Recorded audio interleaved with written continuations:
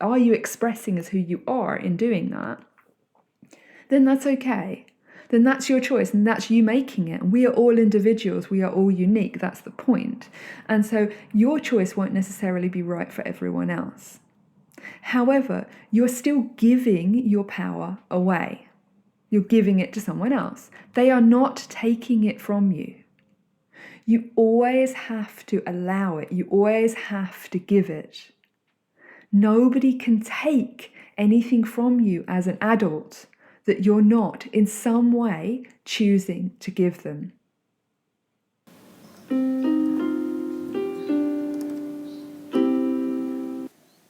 On Stories of Self, we go on journeys into the lives of ourselves and others. We see how stories connect, how they diverge, and how we can create our worlds and solve our problems. This is the real-life remix of storytelling, which is so often stranger than fiction. So come and sit around the fire, chill by the ocean, or get a coffee with me, as I delve into the stories of self that make, break, and remake us. Some stories are dramatic, some are serene, some will magically mirror you, and some will be delightfully different. I'm your host, Katie Reeve Arnold, and this is Stories of Self.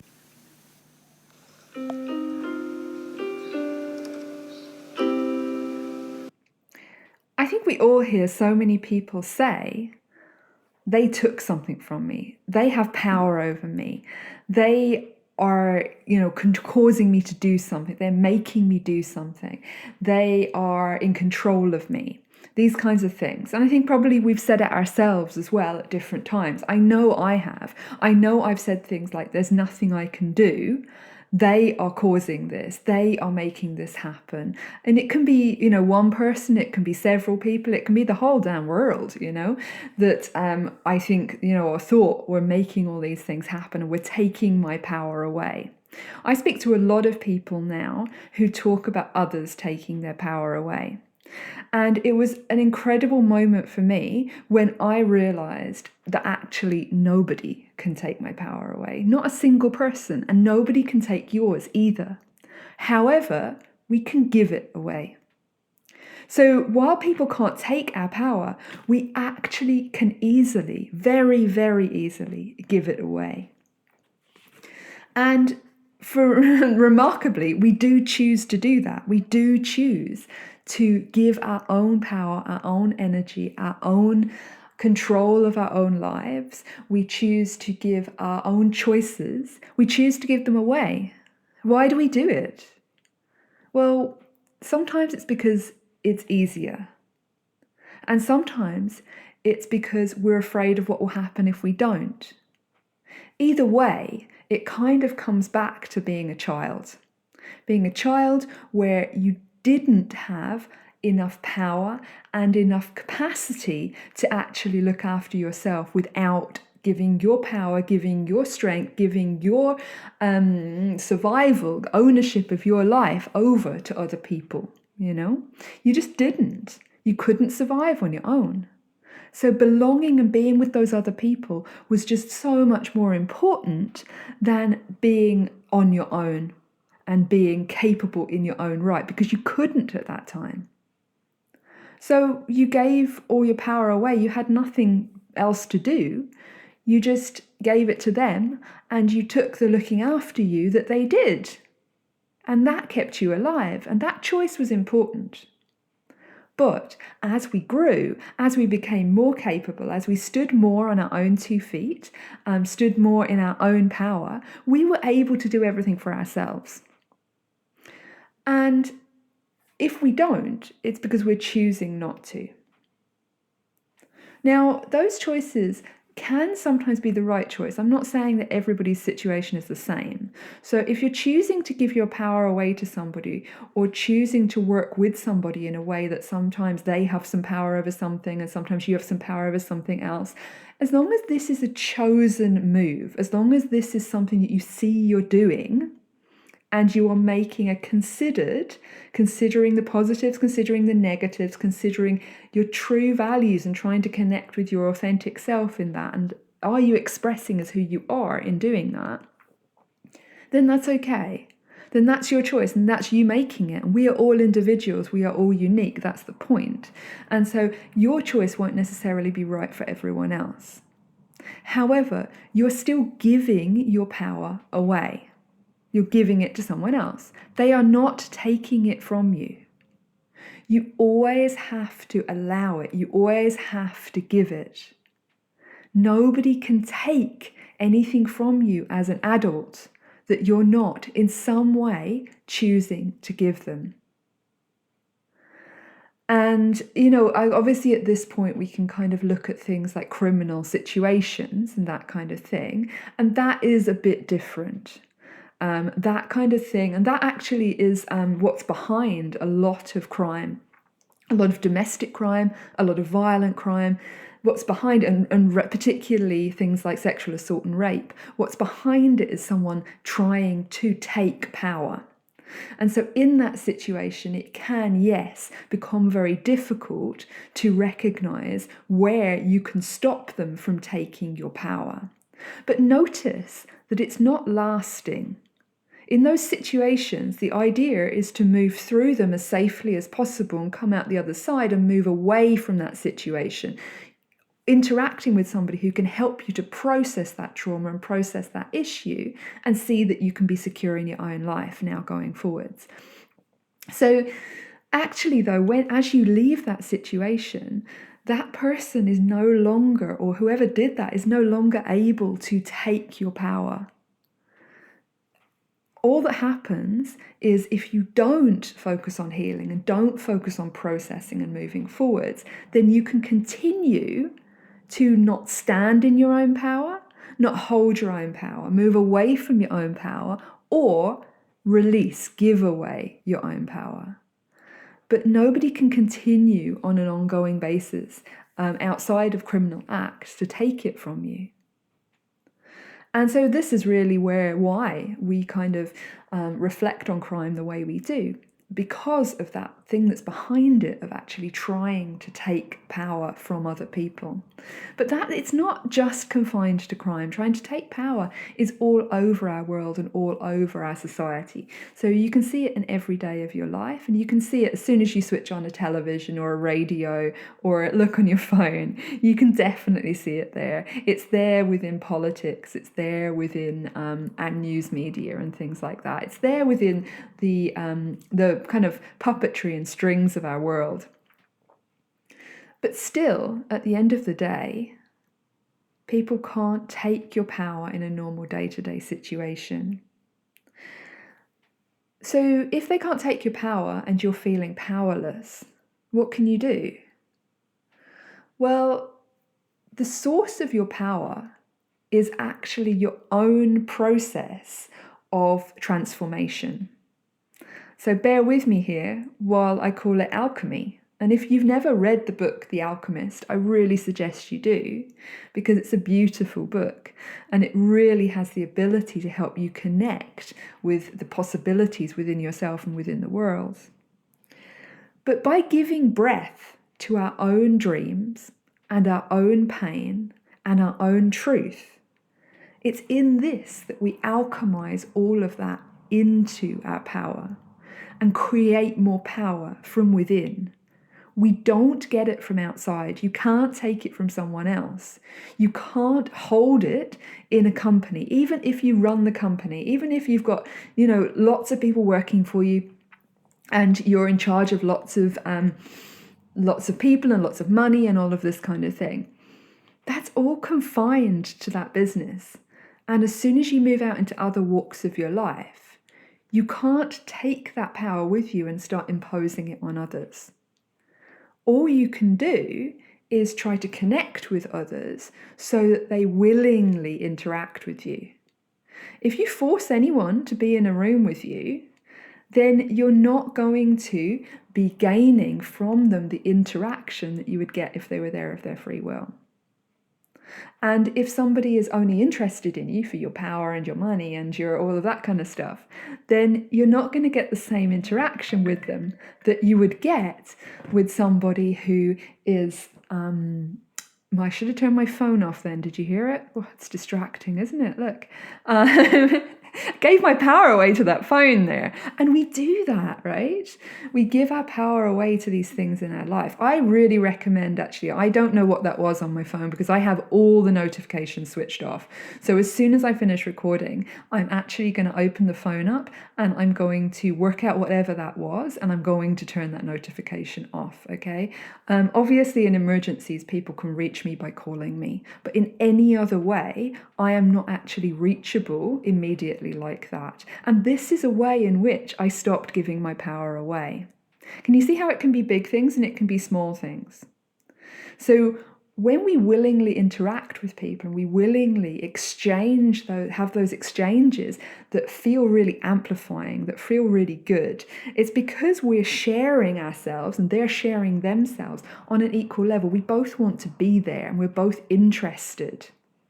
And that's another top tip, actually. If you struggle with kind of social situations, whether it's at work or whether it's in your family or whether it's with friends or meeting new people, or even if you're buying something in a shop and you want to have a couple of words with the person who's serving you. If you struggle with social situations, try being interested in them. Because that's actually a really wonderful thing. When someone turns around and they show interest in you, it can actually be such a really beautiful connection, and even a very small connection with someone showing interest in who you are, what you're doing, how you're feeling, how your day is going, can actually be a really beautiful thing to bring. And in bringing that to somebody, in empowering them that way to share about themselves, you will feel more empowered about yourself. Because what you'll be doing is you'll be giving breath to your true interest. You'll be giving breath to an interest in the world. You'll be giving breath to a connection.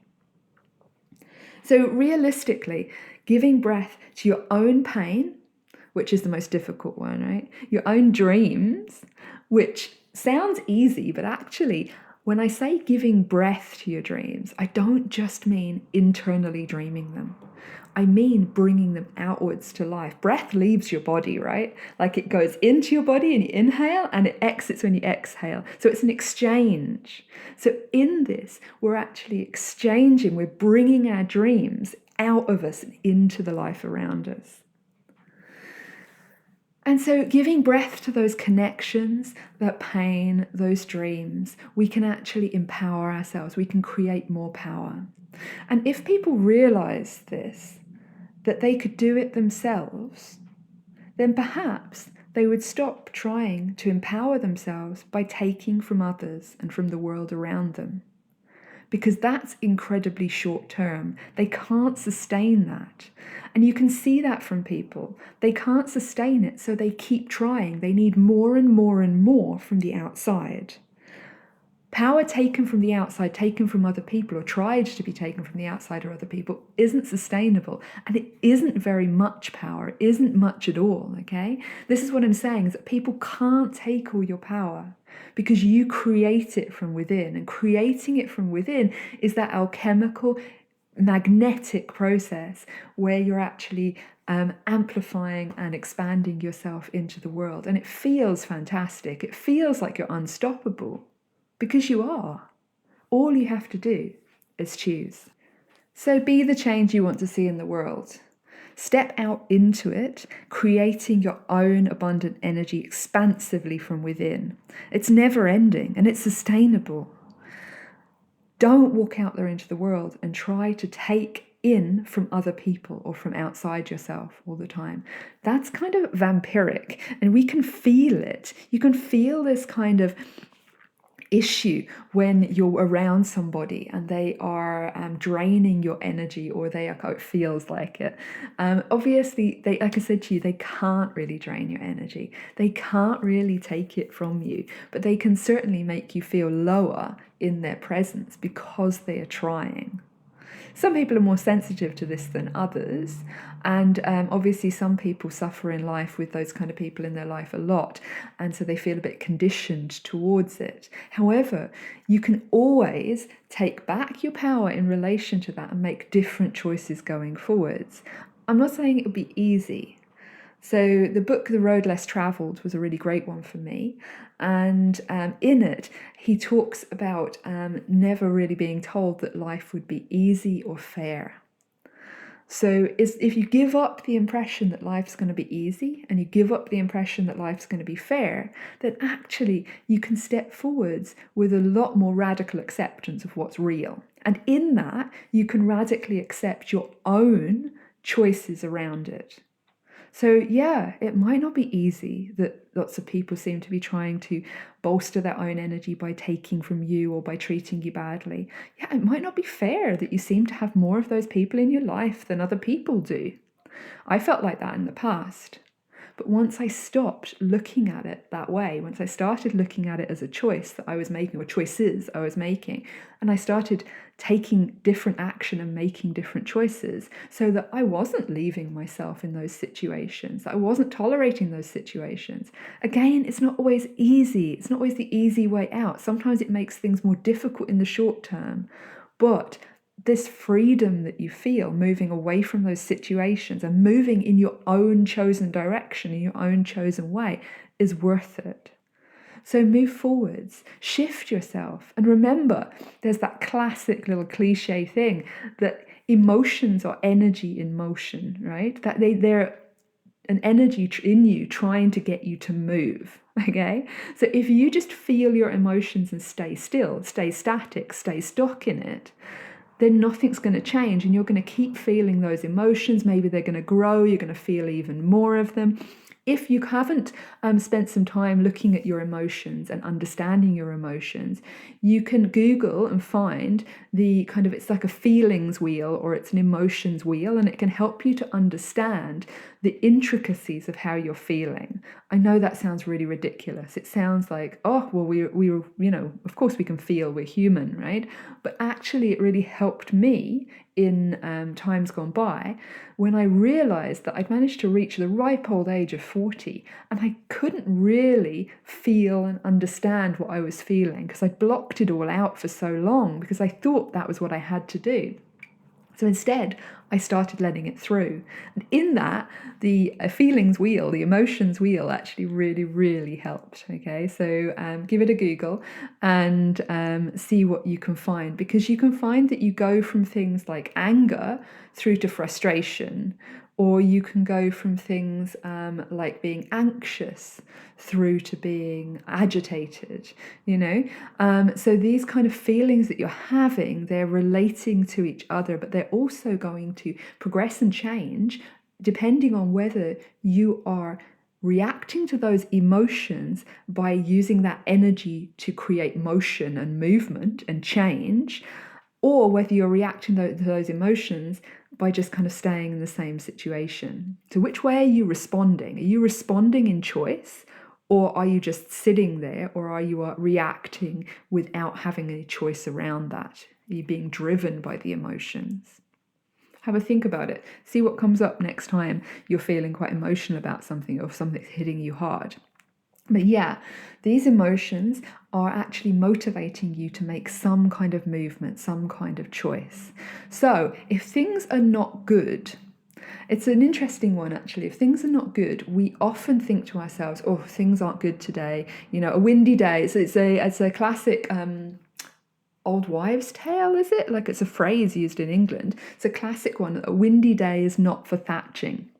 So a thatched roof is a straw roof on a house, and a windy day, a bad day, is not for putting new thatch on, right? It's not for redoing your roof. It's not for making big changes, is what they're saying. However,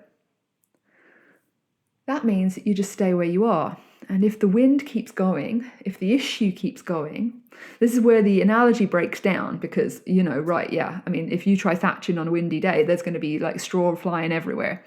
But the reality of the situation is that if you are in a bad situation and you're feeling these strong emotions to get out of it, but you don't make any movement because you're in a bad situation, then nothing's going to change. If you don't change something, nothing will change. And so actually, if you're in a bad situation, if you don't like where you are, if you don't like what's going on, if things aren't right, that is the best time to change something. That's the absolute best time to turn around and say, I don't want to be here anymore. I don't want this to be how it is anymore. I don't want this situation. I don't want this person to be treating me like this. I don't want this to be going on. I don't want to be responding like this. I don't want to be engaging with this. I don't want this going forwards. I don't want to be in this position tomorrow or next week or next month or next year. Yeah. So it's actually the best time to make a move and step forwards. Try it out. And if you want some support with this, check in with my other podcast, of which I'm co-host with Kate Melendi. This is Soul Therapy, and you can find it by Googling Soul Therapy Help, all one word, or you can email us at soultherapyhelp@gmail.com.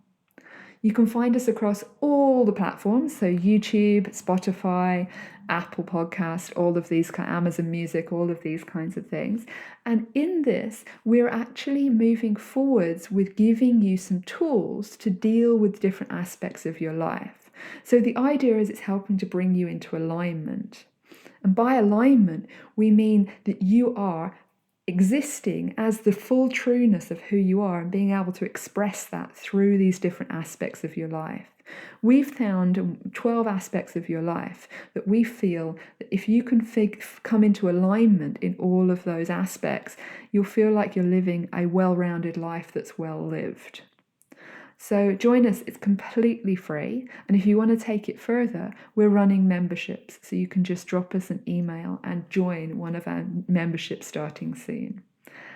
We do them in cycles. So if you find us in the middle of a cycle, you might have to wait a little bit until the next membership cycle starts. We do this because we're creating communities with this. So we're putting people into these membership groups, and you move through your transition, your growth, your journey with this special group of people that you're hand selected to go within.